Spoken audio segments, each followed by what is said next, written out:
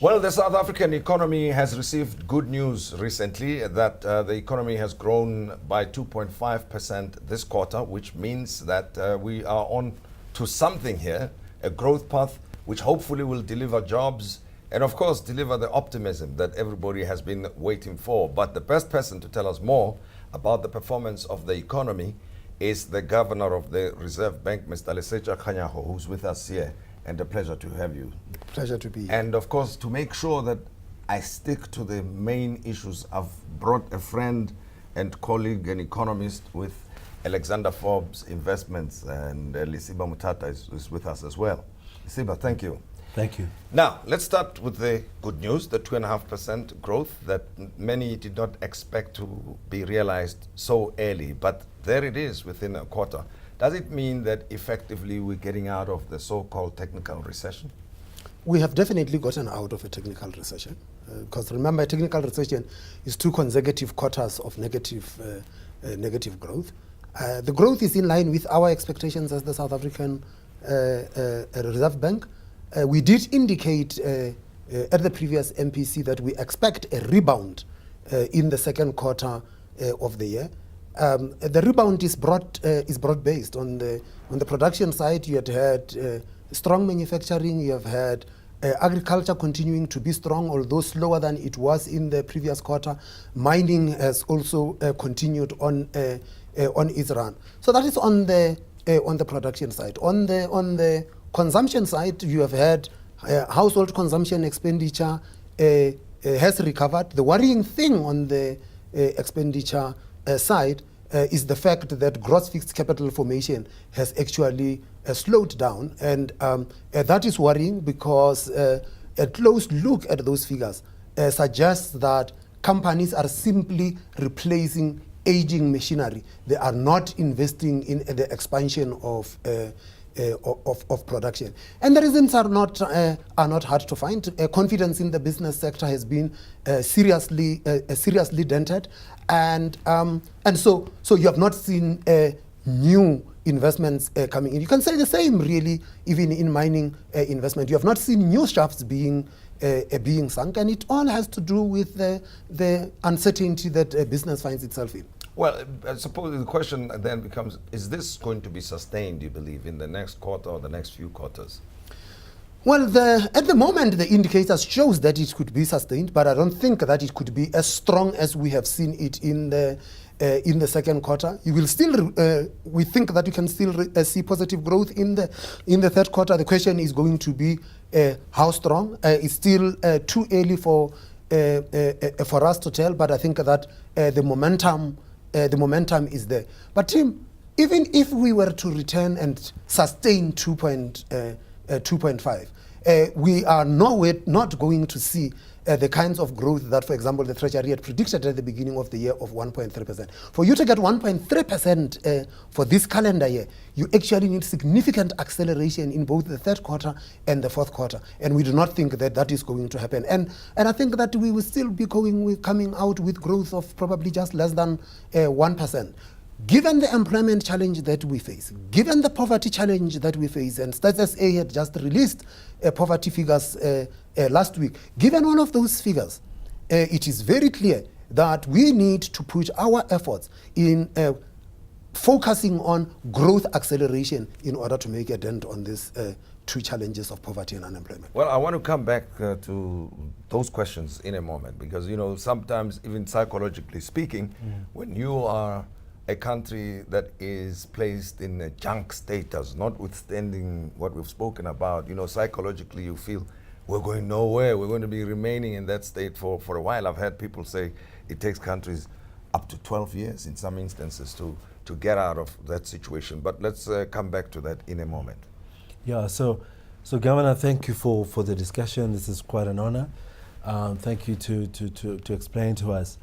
When the MPC was meeting and we made a decision to reduce interest rates, when it was clear that there could be further credit ratings decisions that are adverse to South Africa, and you made a point that South Africa is a solid credit. Do you want to explain to us what that means, and how did that influence your interest rate decision in addition to the view you held around inflation? Well, the credit standing of the country has nothing to do with what we do with interest rates directly. It is an indirect channel. It's a question of what does a deteriorating credit standing mean, and whether as a result of the deterioration of the credit standing, you have a deterioration in the inflation outlook, in which case then it impacts on your decision-making process. If that is the case, you end up raising interest rates.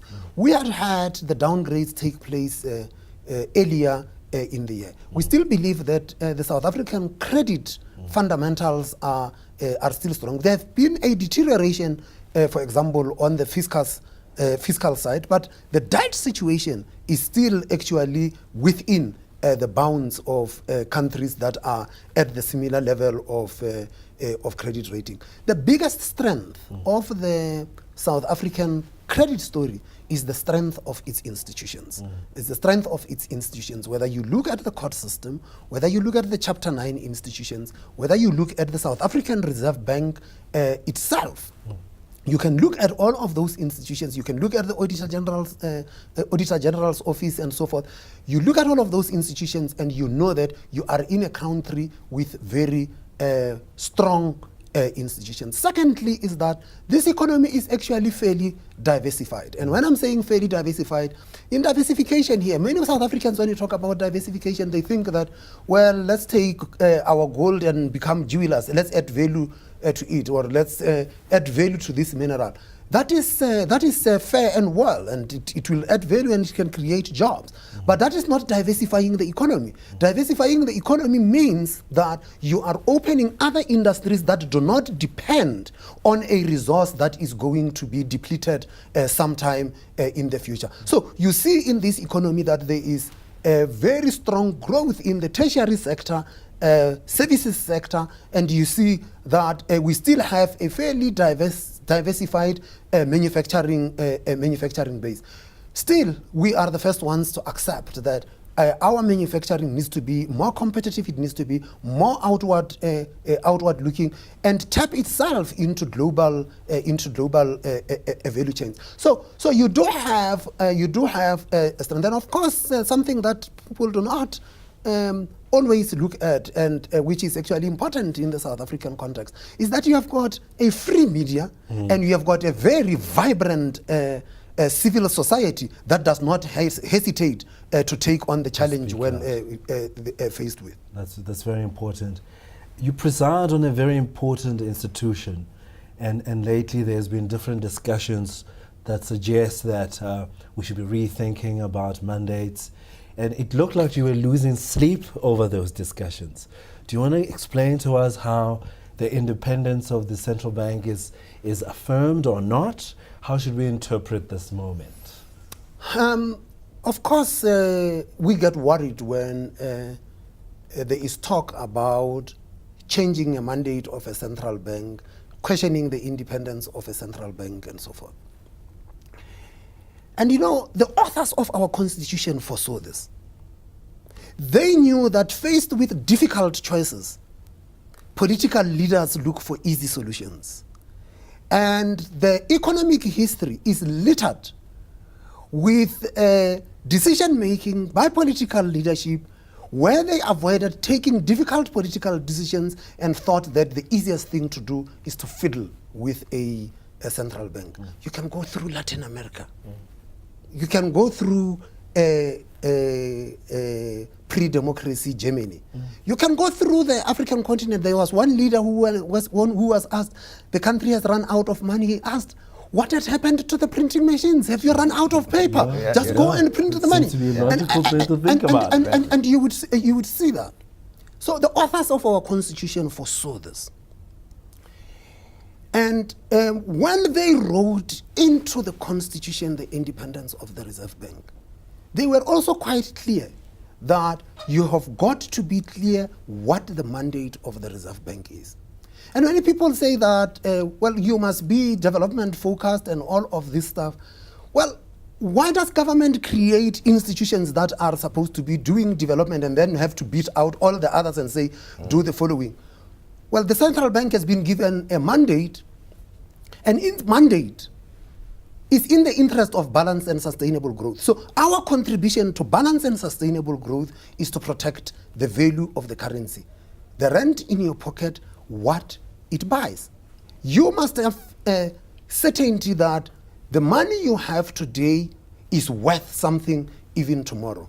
I was just giving an example and say to you that in July, around the 15th of July, I was doing a speech and I had to check this. Yeah. A loaf of bread, of brown bread, at one of the supermarkets that I had checked, a particular brand of bread, was costing 11 rand. It was on the 13th of July. It was costing 11 rands.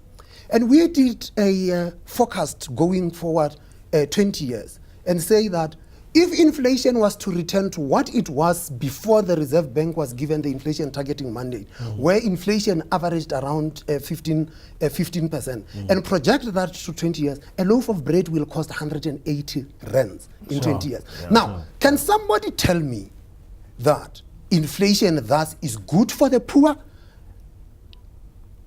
Can somebody say to me that any consumer would like to know that they will be paying a lot more for bread in the future?